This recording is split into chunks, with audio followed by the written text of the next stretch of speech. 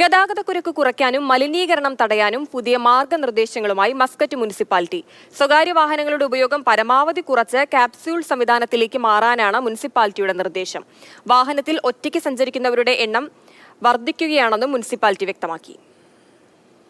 Oman തലസ്ഥാനമായ മസ്കറ്റിലെ യാത്രക്കാരിൽ 97% സ്വകാര്യ വാഹനങ്ങളെ ആശ്രയിക്കുന്നുവെന്നാണ് മുനിസിപ്പാലിറ്റിയുടെ കണ്ടെത്തൽ.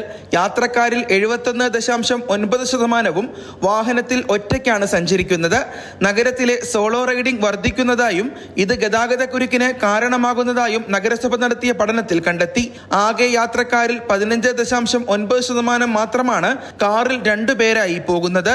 3 പേർ ഒന്നിച്ചുള്ള യാത്രകൾ 5.1%, 4 പേർ ഒന്നിച്ചുള്ള യാത്രകൾ 4%, 2.2% യാത്രകളിൽ 5 പേരും, 0.7% യാത്രകളിൽ 6 പേരും, 0.2% യാത്രകളിൽ 7 പേരും എന്നിങ്ങനെയാണ് നഗരസഭയുടെ കണ്ടെത്തൽ.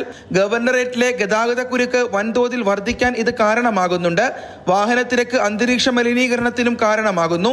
ഇതെല്ലാം ഒഴിവാക്കാൻ പൊതുജനങ്ങൾ കാർപൂൾ സംവിധാനത്തിലേക്ക് മാറണമെന്നും മസ്കറ്റ് മുനിസിപ്പാലിറ്റി നിർദ്ദേശിച്ചു. Mathrubhumi news, Muscat.